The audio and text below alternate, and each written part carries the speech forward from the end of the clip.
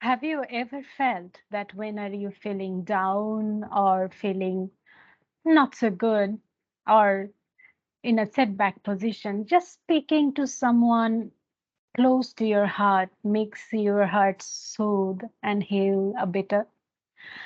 Um, and that's my take on resilience. Hello, everyone. This is Prawma Khan, FCCA, and I am the country head for ACCA Bangladesh. And I am so glad to be here to share my take on resilience, which is based on power of connection and network. Conventional thinking actually assumes resilience is something we find within ourselves only when we are tested, a kind of solitary internal grit. Do you trust that? Do you believe that?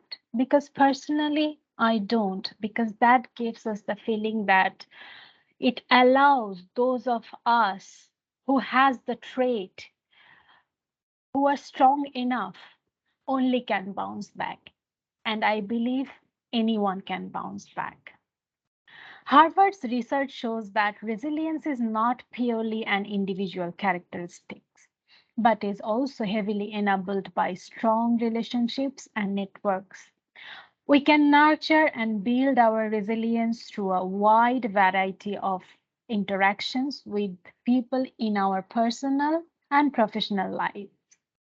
A well developed network of relationships can help us rebound from setbacks by helping us shift our work, manage surges of work, helping us to make sense of people or the politics in given situation, helping us find the confidence to push back and self-advocate, helping us to see a path forward, providing empathic support so we can release our negative energy or emotions that we have been feeling, and helping us to laugh at ourselves sometimes at the situation, and reminding us of our purpose or meaning in our life and work, and broadening us as individuals so that we maintain perspective when setbacks happen. I will give you just an example. I was working for a company where there was a restructuring going on, and I was not sure what was happening because I didn't know whether I was in the job or not because nothing was being shared. So the first person I went to is my manager, and she said, "Trauma, I don't know anything as well. So please don't worry much." So that didn't give me the confidence, but it gave me the feeling that I am not alone in this journey or alone in this boat. And I went to my director, and he said, I remember very well that, Brahma, please sit tight and work on your skills. Just sit tight. And that gave me a bit of clarity. Then I talked to my husband. And I said, this is happening. I don't know whether I would have job. What will happen to me? I am being shattered. And he said, Brahma, do you even understand the strengths and skills you have? You are a chartered accountant. You can do anything in this field, and you are an excellent baker and cook as well. And you can start your own business. And that gave me so many perspective to reframe my positioning and reframe my thinking, that I didn't actually think by myself. I was sulking. And then I went to my friends, and they also were telling me that, Roma, you have to identify your strengths, your capabilities, and also your weaknesses, and frame them together and have that pathway. And they directly told me about my weakness, some of my weaknesses as well. And I acknowledged them, and I found myself in a lot better position than I was in just few days ago.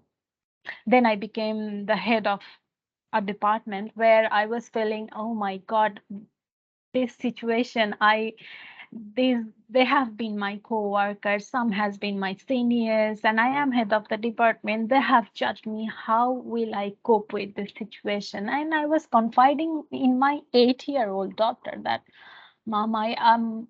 I am scared.